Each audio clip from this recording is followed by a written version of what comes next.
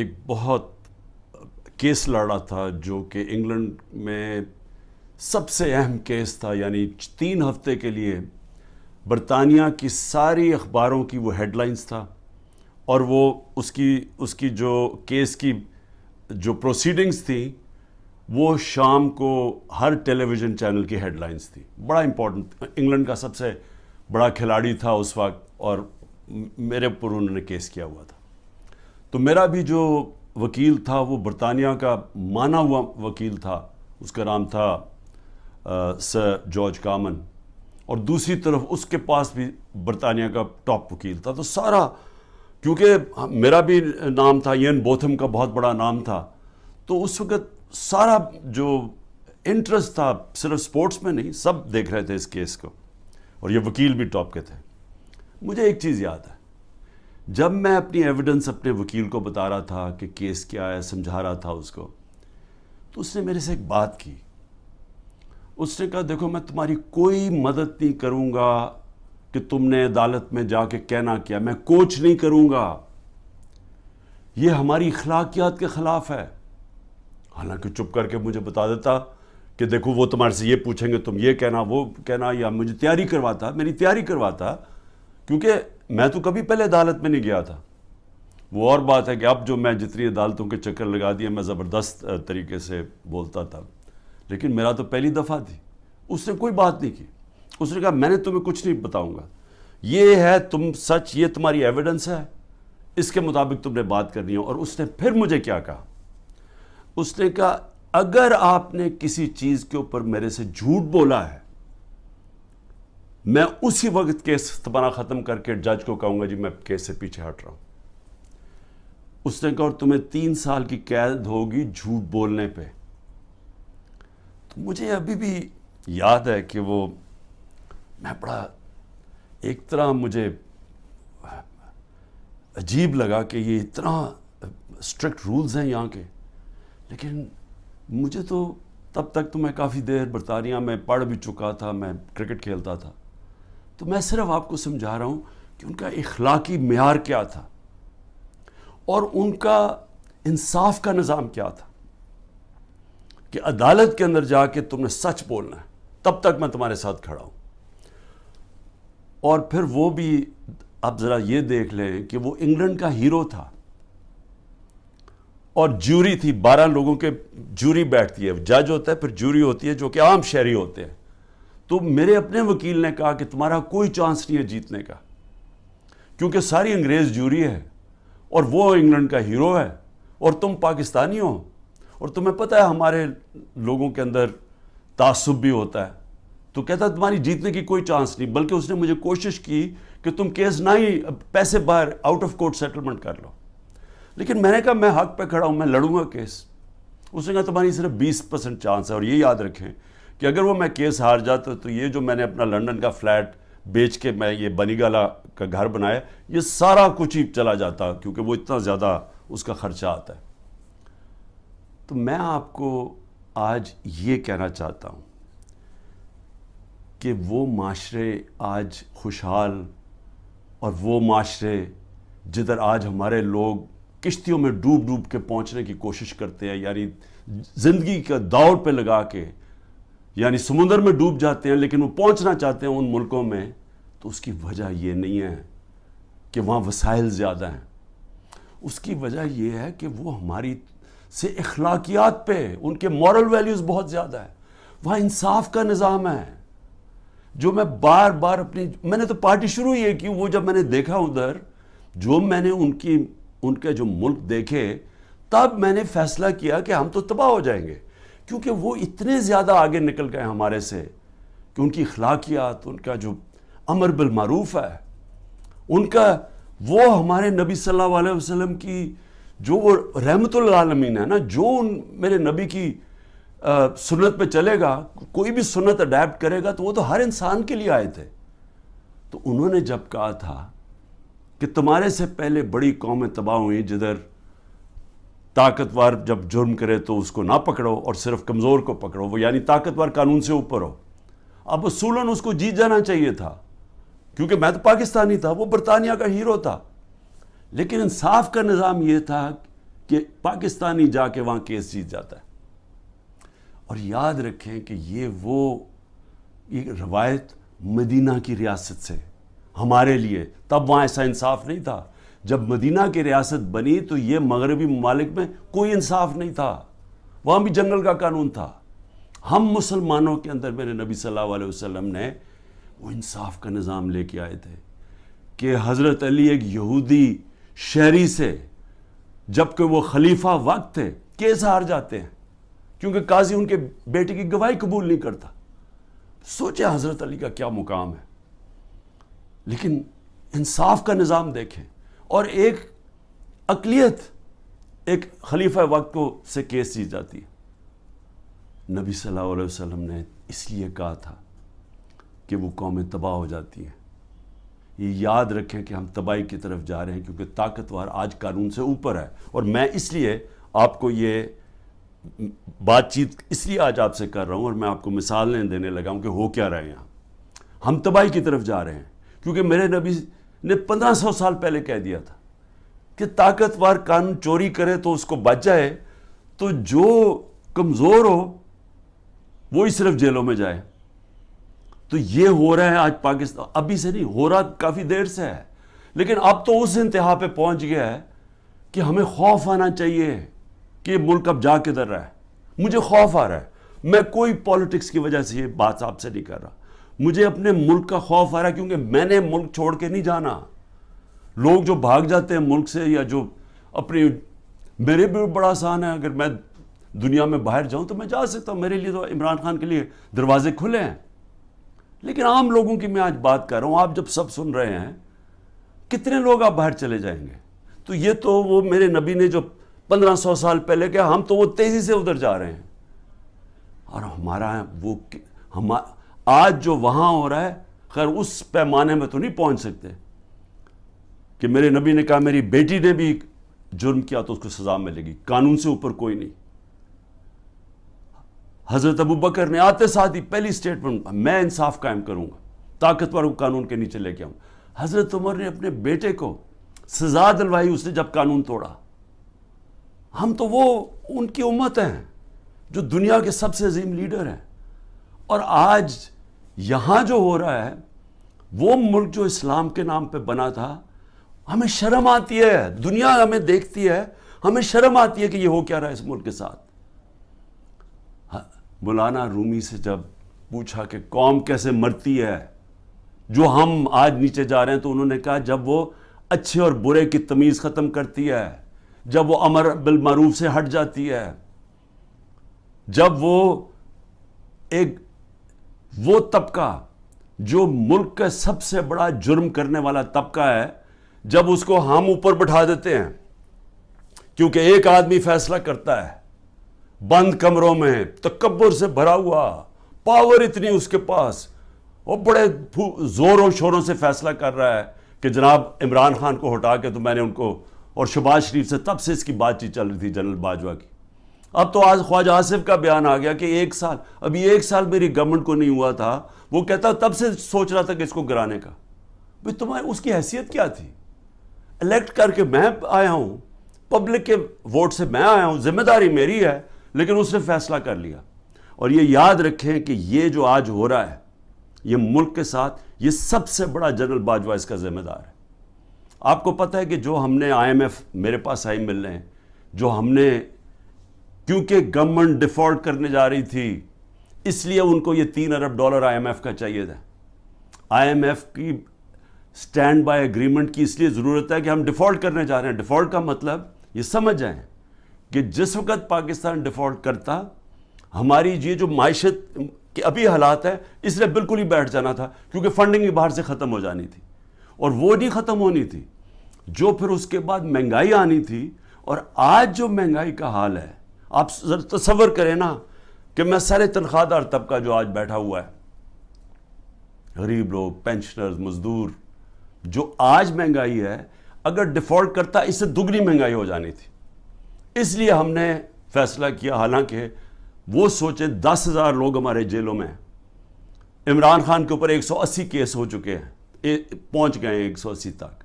ہماری senior leadership jail میں ہے. لوگ انڈر گراؤنڈ میں گھر توڑ رہے ہیں ان کے، ہر قسم کا ان کی بزنسز بند کر رہے ہیں. اس کے باوجود اپنے ملک کے لیے ہم نے کہا ٹھیک ہم یہ اگریمنٹ کرتے ہیں تاکہ ملک نہ بیٹھے. لیکن سوال میرا کچھ اور ہے. میرا سوال یہ ہے کہ جدھر آج ہم کھڑے ہیں، کیا یہ جو اوپر حکمران ہیں ان سے ہمیں کوئی امید لگائی جا سکتی ہے؟ نہیں لگائی جا سکتی. کیوں؟ کیونکہ یہ اوپر بیٹھے اس لیے نہیں ہیں کہ انہوں نے ملک ٹھیک کرنے آئے ہیں. یہ میں آپ کو بتاؤں گا، یہ صرف اور صرف جو میں آپ کو 5 سال پہلے سے کہہ رہا تھا، یہ NRO والے لوگ ہیں جو میرے پیچھے صرف پڑے ہوئے تھے، سب اکٹھے ہو کے جی PDM بن گئی ہے جی، ڈیموکریٹک الائنس ہے. صرف مقصد ایک تھا کہ کسی طرح کرپشن کے کیسز سے یہ نکلے. اور میں اسی پہ چل رہا تھا. اپنے نبی صلی اللہ علیہ وسلم انہوں نے جب فرمان دیا کہ قومیں تباہ ہو جاتی ہیں، طاقتور کو اگر آپ معاف کر دیں، اس کو وہ چوری کرے اس کو نہ پکڑیں. تو آج وہی ہو رہا ہے. ساری جنرل باجوہ اس کو جب اعظم سواتی کو اس نے مار پڑوائی، اس نے یہ ٹویٹ لکھا نا، شکریہ جنرل باجوہ آپ نے NRO 2 جو دیا ہے ان لوگوں کو، اس کے اوپر اس نے اس کو مار پڑوائی اور اس کے اوپر تشدد کروایا. تو آج یہ ذرا سن لیں کہ ان کے کیسز، تاکہ پہلے یہ سن لیں اور پھر سنیں کہ جو میرے سے اب کس طرح کے کیسز کیے جا رہے ہیں، ذرا سے موازنہ کر لیں. سب سے پہلے نواز شریف کا کیس. وہ کیس کیا تھا؟ انٹرنیشنل انکشاف ہوتا ہے، پینما پیپر، دنیا کے اندر ایک انکشاف ہو جاتا ہے جنہوں نے اپنے آف شور اکاؤنٹس میں کمپنیوں کے پیچھے پراپرٹیز لی ہوتی ہیں. تو بڑے بڑے دنیا کے اندر وزیر بھی تھے، کوئی ایک آدھ ملک کا پرائم منسٹر بھی تھا، اور بڑے نام اس کے سامنے آئے، بلکہ برطانیہ کا اس وقت پرائم منسٹر کا بھی نام آ گیا کہ اس کی بھی پراپرٹی ہے. دنیا میں شور مچ گیا. تو ادھر پتہ چلا کہ 4 جن سب سے مہنگے لنڈن کے علاقے میں جو مے فیئر کے فلیٹس ہیں، وہ نواز شریف کی بیٹی اس کی اصل مالکہ تھی. اب سب کو پتا تھا کہ اس کے پاس تو پیسہ نہیں، اس کا مطلب نواز شریف نے خریدے. اب یہ تھا کیس، 1.5 سال عدالت میں چلا. نواز شریف نے اسمبلی میں کہا ہاں یہ ہیں ہمارے فلیٹس مانے، اور کہا یہ ہیں ذرائع کہ جس کے ذریعے میں نے خریدے. جب عدالت میں کیس شروع ہوا تو ادھر سے اور کہانی بدل گئی. وہ ذرائع غائب ہو گئے. اس نے کہا جی قطری کھاتا آ گیا کہ جی قطریوں نے ہمیں یہ کوئی ڈیل ہوئی تھی، کوئی قطریوں سے ڈیل ہوئی تھی تو انہوں نے ہمیں یہ مفت کے دے دیے فلیٹ. یہ اس کے بعد یہ کہانی آئی. پھر اس کے بعد کلیبری فونٹ آ گئی. عدالت کے اندر مریم نواز نے جھوٹ بولا، کیونکہ وہ جو جس فونٹ جس سے جو لکھی گئے تھے کانٹریکٹ، جو اس نے اپنے بھائی کے ساتھ کانٹریکٹ دکھایا، وہ جو اگریمنٹ تھی وہ ابھی تک ایجاد ہی نہیں ہوئی تھی. جب اس نے وہ 2007 میں ہوئی، انہوں نے 2006 میں، کیونکہ جعلی کانٹریکٹ تھا. جھوٹ کی سیدھی 3 سال سزا ہوتی ہے. وہ کچھ بھی نہیں ہوا. اس کے بعد جناب سزا ہو گئی بعد میں ایون فیلڈ میں. اور پھر دوسرا نواز شریف کا تھا، وہ ایک اور اس کی جو سزا تھی ہل میٹل یا اس کی عزیزیہ مل تھی، اس کے اوپر تو اس کو سزا ہو گئی. مریم نواز کو سزا ہو گئی. اب عدالت کیا کرتی ہے؟ اب یہ پوچھا کیا جاتا ہے، ذرا سنیں. وہ مان گئے کہ ہمارے فلیٹ ہیں. عدالت اب یہ پوچھتی ہے ان سے کہ جناب بتائیں، آپ ثابت کریں. نیب کو کہتی ہے کہ آپ ثابت کریں کہ یہ واقعی ان کے فلیٹ ہیں. وہ رہ رہے ہیں وہاں 30 سال سے یا 25 سال سے. وہ مان گئے ہمارے فلیٹ ہے، لیکن عدالت کہتی ہے نیب کو کہ آپ ثابت کریں کہ کیا واقعی ان کے فلیٹ ہے. کیسے کوئی ثابت کر سکتا ہے؟ اگر آپ نے آف شور اکاؤنٹس بنائے ہوئے ہیں باہر ورجن آئلینڈز میں تو کوئی ثابت نہیں کر سکتا. اس طرح تو جو بھی آج میں نے چوری کرنی ہے پیسے، میں بھی وہ وہاں باہر کمپنیز کے پیچھے میں خرید لوں پراپرٹیز، تو ثابت کون؟ ان کو صدیاں لگ جائیں گی ثابت کرنے میں. تو ایک تو یہ ہو گیا. دوسرا شہباز شریف. اب یہ ذرا سن لیں. شہباز شریف کی 16 ارب روپے کے ان کے بیٹوں کی بینک اکاؤنٹس میں پیسہ آتا ہے. ڈاکیومنٹری ایویڈنس ہے جس میں مقصود چپراسی کے بینک میں 3 ارب سے 3.5 ارب روپے آ جاتا ہے ایک چپراسی کے بینک اکاؤنٹ میں. اور ساتھ ان کا نیب میں کیس ہوتا ہے. انہوں نے فیک اکاؤنٹس دکھائے ہوتے ہیں جو لوگ کبھی پاکستان سے باہر ہی نہیں گئے، ان کے نام میں انہوں نے کہا جی ہمیں انگلینڈ سے ریمیٹنسز مل رہی ہیں. یہی حدیبہ پیپر مل میں اس شریف خاندان نے کیا، جو اسحاق ڈار نے اپنے 164 کے بیان میں بتایا 2001-2002 میں کہ میں ان کے لیے منی لانڈرنگ کرتا تھا، یہاں سے پیسہ باہر بھیجتا تھا، ادھر کسی کوئی قاضی فیملی تھی اس کے اکاؤنٹ میں جاتا تھا، اس نے باقاعدہ بتایا سب کچھ، اس اکاؤنٹ سے پھر پیسہ پاکستان ان کی خاندان کے نام پہ آتا تھا۔ یعنی منی لانڈرنگ یہ حدیبہ پیپر مل سے 25 سال پہلے سے شروع کی ہوئی تھی۔ وہی شہباز شریف وہی پیٹرن کیا، وہی آصف زرداری کے فیک اکاؤنٹس میں وہی پیسے، یہاں سے فیک اکاؤنٹ سے پیسے باہر بھیجو، ادھر سے دکھاؤ کہ جی منی ریمیٹنسز آئے ہیں اور وہاں سے پیسہ منگوا لو، باقی باہر رکھ دو۔ اصل پیسہ ان کا باہر پڑا ہوا ہے، صرف جو پیسے کی ضرورت پڑتی ہے وہ منگواتے ہیں یہاں۔ تو یہ اب آپ یہ سن لیں کہ یہ شہباز شریف کا کیس تھا، شہباز شریف بھی کیس سے نکل گیا، نواز شریف بھی کیس سے نکل گیا۔ شہباز شریف کیس سے کیسے نکلا؟ شہباز شریف کیس سے ایسے نکلا کہ انہوں نے پہلے تو جناب آتے ساتھ ہی ایف آئی اے کا سربراہ تبدیل کیا، کیونکہ جنرل باجوہ نے اس کو اوپر لا کے ہمارے اوپر مسلط کر دیا۔ جب انڈر ٹرائل تھا شہباز شریف اور اس کے بیٹے انڈر ٹرائل تھے، تو جب ہماری گورنمنٹ گرائی اس کو اوپر بٹھا دیا آگے۔ اس نے آ کے آتے ساتھ ہی ایف آئی اے کا ہیڈ چینج کیا، اسے پرسیکیوشن کو چینج کیا، جو پروسیکیوشن تھی اس کو چینج کیا۔ انہوں نے جو پہلے انویسٹیگیشن کر رہا تھا، مسٹیریسلی ڈاکٹر رضوان کو پہلے ہٹایا اور وہ ہارٹ اٹیک سے مر گیا۔ اس کے بعد مقصود چپڑاسی مر گیا ہارٹ اٹیک سے۔ ارشد شریف جس نے بڑی ڈیٹیلڈ اس کیس کے اندر کام کیا ہوا تھا، اس کے بعد تھوڑی دیر کے بعد اس کا قتل ہو جاتا ہے، اور کوئی جج بھی انویسٹیگیٹ نہیں کرتا کہ جناب ڈاکیومنٹری ایویڈنس والیومز پڑی ہیں ان کی انویسٹیگیشن میں، وہ بھی ختم ہو جاتی ہے۔ ادھر سے نیب کا ہیڈ چینج کرتے ہیں، نیب کا ہیڈ جب چینج کرتے ہیں آفتاب سلطان، تو میں آج اس کو سلام کرتا ہوں کہ وہ جب آیا تو اس سے جب غلط کام کروانے کی کوشش کی، اس نے کہا میں نہیں کرتا، اور اس نے ریزائن کیا۔ پھر ایک اور آدمی کو لے کے ہیں جو موجودہ آدمی ہے، اور وہ سارے کیسز ان کے ختم، نیب بھی کیسز ختم، شہباز 8 ارب کے، اور یہ بھی کیس ختم، یہ جو 16 ارب روپے کے یہ جو ایف آئی اے کے کیس ہے، اب وہ بھی ختم ہو کیونکہ اپنے لوگوں پر بٹھا دیے۔ تو ادھر وہ ہو گیا۔ ادھر آصف زرداری کے فیک اکاؤنٹس کیسز تھے، وہ پہلے فریز ہوتے ہیں، جنرل باجوہ کی ڈیل ہو رہی ہوتی ہے آصف زرداری سے، پتہ نہیں کیا ڈیل ہے، وہ کرتے ہیں، وہ بھی سارا ختم ہو گیا، تو زرداری بھی پاک ہو گیا۔ زرداری وہ آدمی ہے جس کو 2 دفعہ نواز شریف نے جیل میں ڈالا تھا کرپشن میں، اور یہ حدیبہ پیپر مل نواز شریف نے بنایا تھا، یہ زرداری نے نواز شریف کے اوپر بنایا تھا۔ تو یہ کیسز پرانے چلے آ رہے ہیں، یہ ہمارے دور کے کیسز نہیں ہیں، لیکن جب ہمارا دور آیا تو جناب نیب تھی جنرل باجوہ صاحب کے نیچے، اس کے بعد سارے کیسز رک گئے، اور وہ تو خیر اب چیزیں سامنے آئی گئی ہیں کہ خواجہ آصف نے خود ہی کہہ دیا کہ ان سے تو بات چیت تو ان سے شروع ہو گئی تھی، تو کیسز ان کے کیسے آگے بڑھنے تھے۔ لیکن یہ سمجھ جائیں کہ جو آج اوپر طاقتور بیٹھے ہوئے ہیں، ان کی اربوں روپے کے کیسز معاف ہوئے ہیں، اور سب سے امپورٹنٹ چیز یہ ہے کہ یہ جب کیسز تھے یہ ان کی گورنمنٹ تھی۔ جو حمزہ شہباز اس ملک سے بھاگا ہے، وہ تو جب ایف آئی اے کا کیس آئے وہ جب ہماری گورنمنٹ تھی، لیکن جب نواز شریف کے بیٹے گھر یا ملک سے بھاگے ہیں تب تو ان کی گورنمنٹ تھی، کیونکہ ان سے پوچھا کہ جناب یہ مہنگے آپ کی پراپرٹیز کدھر سے آئیں، وہ باہر بھاگ گئے، اور پھر کہتے جی ہم تو پاکستانی شہری نہیں ہیں، ہم برطانیہ کی شہری ہیں۔ اس کا مطلب کہ عمران خان اگر پرائم منسٹر بنے، یہاں سے چوری کر کے پیسے بھیجتا رہے اپنے بیٹوں کے سلمان اور قاسم کے اکاؤنٹس میں، اور کہے جی وہ تو پاکستانی شہری نہیں ہے، تو وہ جواب دہی نہیں ہے۔ تو یہ بیٹے بھی باہر بھاگ گئے، انہوں نے کہا جی ہم جواب دہی نہیں ہیں۔ اس کے بعد دماد بھاگتا ہے شہباز شریف کا، وہ جب نیب اس کو کرپشن کیس پہ بلاتی ہے وہ باہر بھاگ جاتا ہے ان کی گورنمنٹ کے نیچے۔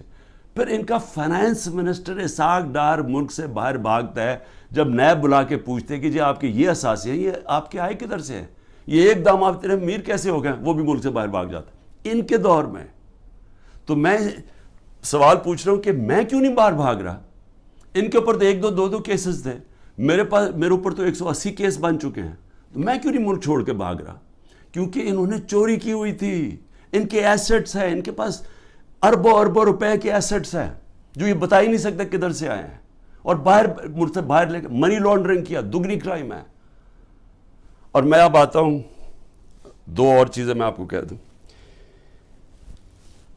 ہمارے 3.5 نیب کے سال میں 480 ارب روپیہ پاکستان نے نیب نے ریکور کیا چوری کا، کرپشن کا. 480 ارب روپیہ. اس سے پہلے سارے دور میں نیب نے 280 روپیہ ریکور کیا تھا. آج مجھے بتائیں کہ نیب سے کتنا پیسہ انہوں نے نیب نے کتنا پیسہ ریکور کیا؟ 1100 ارب روپیہ ریکور کرنا تھا. آج وہ کوئی پیسہ ریکور نہیں ہو رہا. اب نیب کا کام ہے کہ عمران خان کے اوپر کرو، یا جو ہمارے جو بھی اب مخالف ہیں ان سے پارٹی چھڑوانے کے لیے یا ان کو ڈرانے کے لیے. اب نیب کا صرف یہ کام رہ گیا.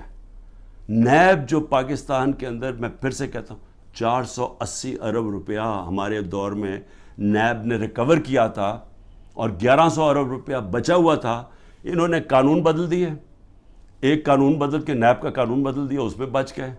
اور دوسرا اپنا نیب کا ہیڈ بٹھا دیا ہے، جس طرح کے باقی انویسٹیگیٹنگ ایجنسیز کے اپنے لوگ بٹھا دیے. میں اب آگے آپ کو ذرا تھوڑا سا اور، کیونکہ بڑا امپورٹنٹ آپ کے لیے سمجھنا کہ آج اس ملک کے ساتھ ہم ہو کیا رہے اور ہم جا کدھر رہے ہیں. نمل یونیورسٹی بنائی ہوئی ہے. ایک میں نے القادر یونیورسٹی بنانی تھی.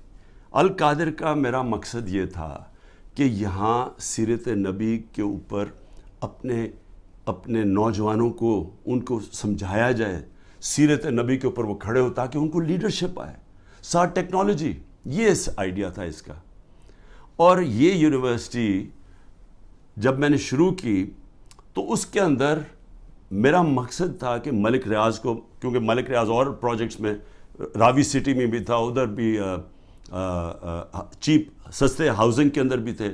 پھر بعد میں ہم نے جب یہ شروع کی سینٹرل بزنس ڈسٹرکٹ جو والٹن کی تھی، کیونکہ سب سے بڑا بلڈر ہے پاکستان کا. ملک ریاض کو صرف میں نے اس لیے کہا کہ آپ یہ کر دیں پروجیکٹ، کیونکہ ملک ریاض کی سپیڈ ہے، سب سے بڑا بلڈر ہے پاکستان میں. جو ملک ریاض نے 3 سال میں کام کیا ہے ہمارا یہ القادر میں، وہ ہمیں 14 سال 15 سال لگے نمل یونیورسٹی میں. یعنی اتنا کنسٹرکشن کا کام ہمیں 15 سال جو لگا وہ اس نے 3 سال میں کر دیا، کیونکہ وہ سب سے بڑا بلڈر ہے. میرا تو یہ مقصد تھا. ملک ریاض نے کہا میں یہ خود ہی اسپانسر کرتا ہوں یہ آئیڈیا جو القادر کا ہے. اب یہ ہوتی ہے بات، یہ سمجھیں، یہ ہوتی ہے 2018 کی نومبر دسمبر کی بات ہے. اس کے بعد جب وہ اس کی اوپننگ شروع، اس کی جو سٹون لینگ ہے وہ مئی میں شروع ہو جاتی ہے، مئی 2019 میں. 2019 کی دسمبر میں ایک کیبنٹ کا فیصلہ آتا ہے، وہ میں بتا چکا ہوں آپ کو. کیبنٹ نے فیصلہ یہ کرنا تھا کہ کیا ہم نے ملک ریاض کے کوئی پیسے انگلینڈ کی نیشنل کرائم ایجنسی نے انہوں نے فریز کیے ہوئے تھے ایز سسپیشس ٹرانزیکشن، کہ ہمیں شک ہے اس ٹرانزیکشن کے اوپر، منی لانڈرنگ پہ نہیں. اور اس کی ڈیل ہو جاتی ہے ان کے ساتھ. اب وہ فیصلہ کرتا ہے کہ سپریم کورٹ میں ملک ریاض نے پیسہ دینا ہے، وہ اس میں ڈالنا چلتا ہے سپریم کورٹ کے اکاؤنٹ میں، اور ان کی ڈیل ہوتی ہے. ہمارے کیبنٹ کے سامنے صرف یہ فیصلہ آتا ہے کہ اگر آپ اس کو ڈیل کو کانفیڈینشیل رکھیں گے، جو اس کے اور اس میں تھی، لیکن عدالت میں آپ لے جا سکتے ہیں، لیکن صرف کیبنٹ، کیونکہ کیبنٹ میں پبلک ہو جانی تھی، تو وہ کہتا ہے پبلک نہ ہو. اگر آپ کانفیڈینشیل رکھیں گے تو 190 ملین پاؤنڈ پاکستان آ جائے گا سپریم کورٹ کے اکاؤنٹ میں. لیکن اگر آپ نہیں کریں گے تو آپ کو جا کے انگلینڈ میں کیس کرنا پڑے گا، اور وہاں ثابت کرنا پڑے گا کہ منی لانڈرنگ ہے یا نہیں ہے. وہ سول کیس تھا. ہمیں جو کیبنٹ میں بتایا جاتا ہے، اور وہاں یاد رکھیں لا منسٹر تھے، وہاں فائنانس منسٹر تھے، وہاں کیبنٹ سیکرٹری تھے، جن لوگ جو اس کے اوپر بات کر سکتے ہیں.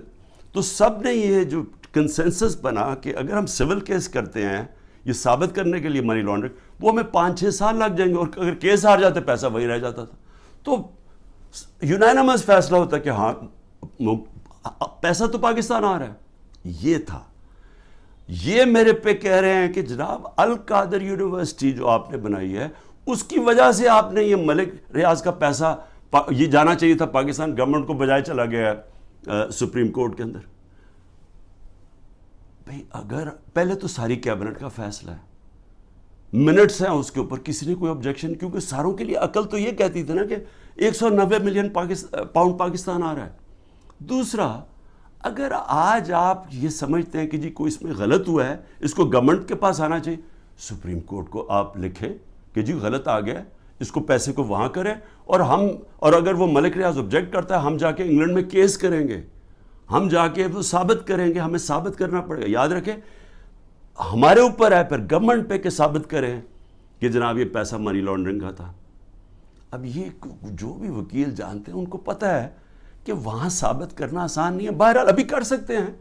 تو اس میں عمران خان کا کیا فائدہ ہوا؟ پیسے پڑے ہیں سپریم کورٹ میں, دوسری طرف وہ القادر کھڑی ہوئی ہے, وہ ایک ٹرسٹ چل رہا ہے. ٹرسٹ ڈیڈ کے اندر لکھا ہوا ہے کہ کوئی بھی ٹرسٹی, یا عمران خان اور بشرا بیگم کو اس لیے بنایا کیونکہ ان کو سیرت نبی میں انٹرسٹ ہے. جب آپ ٹرسٹ بناتے ہیں لوگوں کو ان کو لے کے آتے ہیں جو کہ اپنا ٹائم دے سکیں, کیونکہ اس میں کوئی تنخواہ تو ملتی نہیں ہے, اس میں کوئی ٹی اے ڈی اے نہیں ملتا. یہ آپ مفت تب کام کرتے ہیں جب آپ کا شوق ہو کسی چیز میں. ٹرسٹ چل رہا ہے, 100% وہاں اسٹوڈنٹس مفت پڑھ رہے ہیں. ٹرسٹ ہے, زمین ہے ساری ٹرسٹ کے نام پہ. اگر خدا نہ خواستہ یہ ٹرسٹ نہیں چلے گا, وہ واپس چلی جائے گی جس نے ڈونیشن دی ہے. میرا اس میں یا مجھے اس کا کیا فائدہ ہے؟ اس کو کہہ رہے ہیں کرپشن. اور دوسرا کرپشن سننے ذرا کیا ہے, توشہ خانہ. 70 سال سے پاکستان کا قانون کیا ہے؟ آپ کو کسی کو گفٹ ملتی ہے جب آپ پرائم منسٹر ہو, چاہے آپ گورنر ہو, چاہے آپ پریزیڈنٹ ہو, چاہے آپ آرمی چیف ہو, چاہے آپ وزیر ہو, چاہے آپ ملٹری سیکرٹری ہو, سب کو. اور ملتی ہے مڈل ایسٹ کے اندر جب جاتے ہیں وہ تحفے دے دیتے ہیں. اب وہ قانون کیا ہے؟ قانون سمپل ہے تاکہ آپ سمجھ جائیں یہ جو سارا اپنا میڈیا کنٹرول کر کے پورا جو ڈرامہ ہو رہا ہے یہ آپ سمجھ جائیں یہ ہے کیا, یہ اور میرے اوپر جو کرپشن کا الزام وہ کیا ہے. قانون یہ ہے, قانون کہتا ہے کہ جناب آپ نے, اگر آپ کو جب گفٹ ملے وہ سیدھی گفٹ جاتی ہے پہلے فورن آفس, کیونکہ فورن آفس ہوتا ہے انوالو, ادھر سے جاتی ہے کیبنٹ سیکرٹری کے پاس. کیبنٹ سیکرٹری پھر اس کے بعد نیچے ایف بی آر کے پاس جاتی ہے. ایف بی آر اور پھر ایک انڈیپینڈنٹ اپریزر ہوتا ہے, ہمارے دور سے پہلے اپوائنٹ کیا ہوتا ہے نون لیگ کی گورنمنٹ نے, وہ اپریزر ہوتا ہے. یہ مل کے سارے فیصلہ کرتے ہیں کہ اس کی قیمت کیا ہے. مثلا یہ گھڑی ہے تو یہ فیصلہ کریں گے کہ اس کی قیمت 10 روپے یا 15 روپے یا 20 روپے. تو جو سب سے زیادہ قیمت کہے گا نا کہ 20 روپے, تو 20 روپے وہ کہتے ہیں یہ اس کی اب قیمت ہے. وہ آپ کے ملٹری سیکٹر کے تھرو آتا ہے کہ جی یہ اس کی قیمت ہے, کیا آپ یہ پریزنٹ رکھنا چاہتے ہیں؟ تو ان کے زمانے میں 20% تھا, ہم نے آ کے اس کو 50% کر دیا. آپ 50% دیں تو آپ وہ رکھ سکتے ہیں. اگر آپ نہیں دینا چاہتے, آپ نہیں لینا چاہتے, تو وہ چلا جاتا ہے توشہ خانہ میں, اور توشہ خانہ اس کو آکشن کر دیتا ہے. یعنی یہ کہتا ہے نا جی بڑی کوئی قیمتی کسی نے گفٹ دی یا کچھ دی یا اس کا دل خراب ہو گیا, تو اگر میں نہیں لیتا تو جو بھی جس نے دیا وہ آکشن ہو جاتی ہے, وہ پبلک میں بک جاتی ہے. اچھا, اب میرے پہ الزام یہ ہے کہ جناب وہ جو گفٹ, جو میں نے چیزیں جو آئیں, اور اچھا میری پراپرٹی ہو جائے, میں جو مرضی اسے کروں, میں اسے بیچوں, گفٹ دوں, کہ یہ میری پراپرٹی ہے. کبھی آج تک 70 سال میں کسی سے پوچھا ہے کہ جو آپ کو گفٹ ملی آپ نے اسے کیا کیا؟ کبھی کسی سے پوچھا آج تک؟ تو ان کو ایک چیز, جی عمران خان نے گفٹ وہ سستی لی توشہ خانہ سے, بھئی وہ کیبنٹ سیکرٹری بھی اویلیبل ہے, وہ ایف بی آر کے لوگ بھی اویلیبل ہیں, وہ اپریزر بھی اویلیبل ہے. آپ ان کو بلا کے پوچھیں کہ کیا عمران خان نے آپ کو کسی کو کہا تھا کہ گفٹ سستی دے؟ میں چیلنج کرتا ہوں, مجھے کوئی ایک آدمی ملٹری سیکرٹری کے تھرو گیا, کوئی مجھے بتائے کہ کیا میں نے کبھی کسی کو کہا ہے کہ مجھے کم قیمت پہ دو. تو وہ لوگ بیٹھے ہیں, اگر وہ کہہ رہے ہیں کہ انڈر ویلیو تو ان سے پوچھیں, میں اس کا کیسے ذمہ دار ہوں؟ اور پھر کہ جی وہ فلانی ایک فراڈ کو وہاں دبئی میں بٹھا کے اس نے کہا جی میں نے بڑی مہنگی کوئی گھڑی لی ہے. اس سے پتہ ہے کہ وہ آدمی کون ہے؟ وہ ناروے سے بھاگا ہوا فراڈ میں, اس کے اوپر میں نے کیس کیا ہوا ہے جھوٹے کے اوپر. اس میں پتہ نہیں فرح کدھر آ گئی میری بشرا بیگم کو, ان کا کیا لینا دینا اس سے؟ کہتا جی وہ فرح نے آ کے کوئی گھڑی بیچی ہوا, وہ پتہ چلا کہ وہ تو دبئی گئی نہیں اس سال جس دن وہ جس سال کہہ رہے. تو صرف کسی نہ کسی طرح عمران خان کو پکڑ کے یہ کرو. یہ ہے توشہ خانہ کا کیس. اور اگر کسی کو پکڑنا ہے توشہ خانہ کیس میں تو اس میں مریم نواز پکڑی جاتی ہے, نواز شریف پکڑا جاتا ہے اور آصف زرداری, کیونکہ انہوں نے وہاں سے مہنگی گاڑیاں توشہ خانہ میں سے انہوں نے وہ گاڑیاں خریدی اور سستے قیمت پہ وہ خرید سکتے ہی نہیں تھے, کیونکہ توشہ خانہ میں گاڑی آپ نہیں لے سکتے. مجھے بھی گاڑی ایک ملی تھی, آپ گاڑی قانون کے مطابق نہیں لے سکتے. ان تینوں نے بھی گاڑی, اس نے زرداری نے 3 گاڑیاں نکالی, نواز شریف نے ایک مہنگی گاڑی پہلے 9 سال چلائی, اور اس کے بعد جا کے جب یہ یوسف رضا ہے تب اس نے ڈکلیئر کی اور اس کی پھر ایک قیمت ادا کی. اور مریم نواز نے ڈکلیئر ہی نہیں کی توشہ خانہ میں ایک گاڑی جو کہ ابو دھابی سے رائل فیملی سے ملی, اور وہ اس نے جا کے پھر آگے بیچ دی. تو مجھے یہ بتائیں کہ ان کے اوپر جو واضح طور پہ قانون ٹوٹا ہوا ہے, اس میں تو کوئی قانون ہی کوئی نہیں ٹوٹا. مجھے بتائیں میں نے کیا انلیگل چیز کی ہے. انہوں نے تو قانون توڑا ہوا ہے, ان کو نہیں کچھ کسی کو پکڑنا. پھر آگے چلیں, اور 6 ارب کی اس لیے کیونکہ وہاں کوئی نہر لگنی تھی تو اس سے اس کی قیمت اوپر چلی جا رہی تھی. اور میں نے زبردستی لوگوں سے کہا کہ کیونکہ میں پرائم منسٹر تھا, میں نے زبردستی کہا کہ وہ کسانوں سے اسے زمین دلوا دی. اب یہ اتنے ڈفرز ہیں, ان کو یہی نہیں پتا کہ جو میری بہن نے پیسے دیے وہ چیک سے دیے ہوئے پیسے. چیک 25 اپریل کو 2022 کو ایک چیک دیا گیا ہے, اور 2 جون 2022 کو دوسرا چیک دیا گیا ہے. عمران خان 9 اپریل کو پرائم منسٹر ہٹ چکا تھا, تو میں نے کیسے انفلوئنس کیا وہ کسانوں کو؟ اگر یہ ہے میرے اوپر کرپشن کے کیسز, اس کے اوپر چکر لگ رہے ہیں میرے, کبھی ایک عدالت سے کبھی نیب میں اچھا. اور توشہ خانہ کے اوپر نیب کا بھی کیس ہے, توشہ خانہ کے اوپر الیکشن کمیشن کا بھی کیس ہے, اور FIR بھی کٹی ہوئی ہے ایک ہی توشہ خانہ کے اوپر. یہ آگے کرپشن کے کیسز. آگے چلے ذرا, میں آپ کو ذرا بتا دوں کہ اور کون سے کیسز ہیں. اچھا جی, قتل کیس. کوئٹہ کے اندر قتل ہوتا ہے, اس کے 4 گھنٹے کے اندر شہباز شریف کا جو مشیر ہوتا ہے مسٹر ڈینٹونک, وہ جا کے ایک دم ٹی وی پہ آگے کہتا ہے کہ جی عمران خان نے اس کو قتل کر دیا. اس وقت میرے پر 150 کیسز تھے. مجھے کیا پتا کہ کون سا کیس ہے, کون سا وکیل ہے. وہ ہمیں ریڈار پہ نہیں تھا کہ پتہ نہیں وہ کیا کیس ہے. مجھے تو یہ نہیں پتا کیس کیا تھا. جی وکیل کو عمران خان نے قتل کروا دیا. اس کے بعد اس کے بیٹے کو اٹھاتی ہے پولیس. سارے کوئٹہ کو پتا کیا ہوا, کیونکہ ساری وکلا کمیونٹی کو پتا ہے. اس کو 12 گھنٹے پولیس رکھتی ہے, سافٹ ویئر اپڈیٹ ہوتا ہے, اور اس کے بعد وہ FIR میں عمران خان کا نام لے دیتا ہے کہ عمران خان نے قتل کیا. اس کے اگلے دن اس کی بیوی سٹیٹمنٹ, اس کی ویڈیو ریکارڈنگ سٹیٹمنٹ ہے کہ یہ میرے خاندان نے, رشتہ داروں نے اس کا قتل کیا ہے. اس سے پہلے ایک باقاعدہ ڈیمونسٹریشن ہوتی ہے اس وکیل کے خلاف کہ اس نے ہمارا قتل کروایا ہے. عدالت کو وہی وکیل جا کے کہتا ہے کہ میرے کیسز سبی میں نہ لگاؤ, یہاں لگاؤ کیونکہ ہماری دشمنیاں ہیں. اس کا قتل میرے پہ ڈال کے اور FIR کٹ جاتی ہے 302 کی, اور کہتے ہیں جی آپ کوٹہ جا کے اپیئر کریں.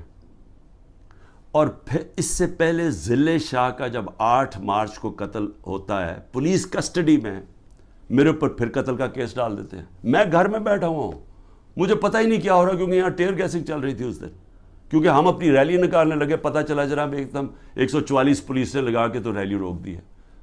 تو میں اندر بیٹھا ہوں, میرے اوپر 302 کا قتل کا کیس ہو جاتا ہے.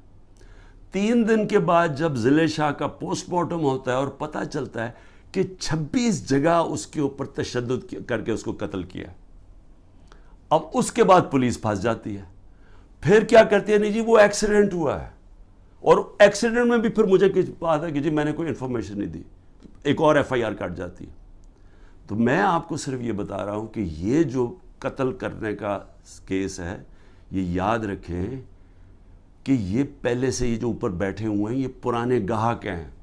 یہ لوگوں کو قتل کروانے کے یہ ہیں, یہ شہباز شریف خاص طور پہ, اور یہ جو لوگوں کے اوپر جھوٹے کیسز کرنے کے یہ ماسٹر ہیں اس کے.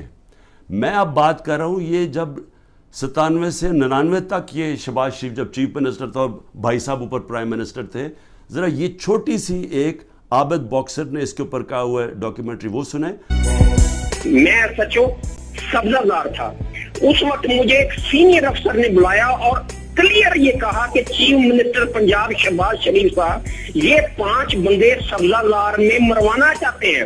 میں نے انکار کیا. میرے انکار کے بعد یہ ڈیوٹی انہوں نے اپنے لیفٹ ہینڈ, رائٹ ہینڈ نہیں لیفٹ ہینڈ عمر ورک کی لگائی, اور وہ عمر ورک نے 5 سبزہ زار میں بندے وہ قتل کیے.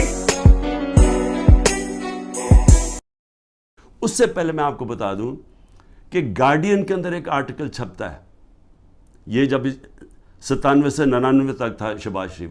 آرٹیکل کیا ہے اس میں کہتا ہے 850 ایکسٹرا جوڈیشل کلنگ پولیس مقابلے میں لوگوں کو مروایا جاتا ہے جب شہباز شریف چیف منسٹر تھا. اور اس کے اندر وہ ایمنسٹی انٹرنیشنل کنفرم کرتے ہیں کہ یہ بالکل ٹھیک ہے کہ پولیس انکاؤنٹر کے ذریعے شہباز شریف نے لوگ اس کے دور میں لوگ مروائے گئے. اب ذرا یہ سنیں کہ عابد باکسر کیا کہتا ہے.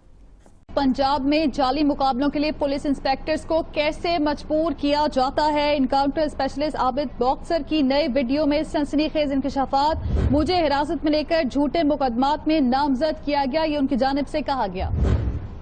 کچھ چیزیں جو میڈیا اور پبلک کے سامنے لانا چاہتا ہوں کہ کس طرح شہباز شریف صاحب لوگوں کے ریکارڈ بنواتے ہیں, کس طرح انہیں جعلی پولیس مقابلے میں مارا جاتا ہے, کس طرح لوگوں کی جائیدادیں ہتھیائی جاتی ہیں.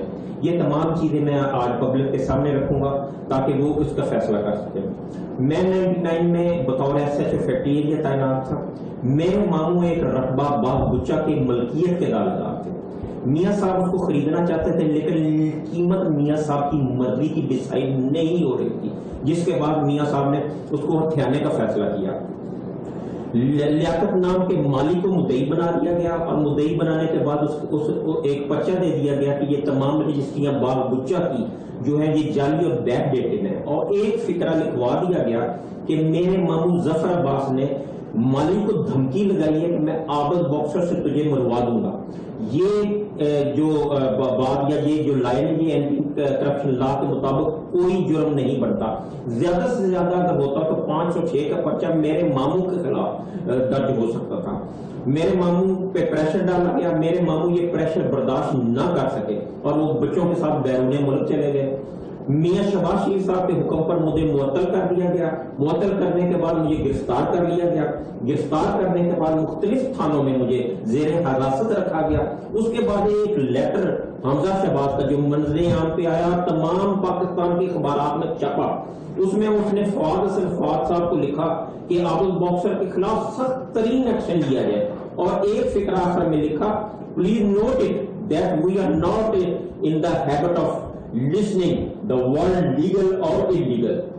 اس کے بعد مجھے اچھا جی, اب یہ ذرا سمجھ جائیں کہ جو قتل, اور اس نے شہباز شریف نے ایک اور میرے اوپر الزام لگا دیا کہ میں آرمی چیف کو اب قتل کروانا چاہتا ہوں, کہ میں پلان کر رہا ہوں آرمی چیف کو قتل کروانے کے لیے.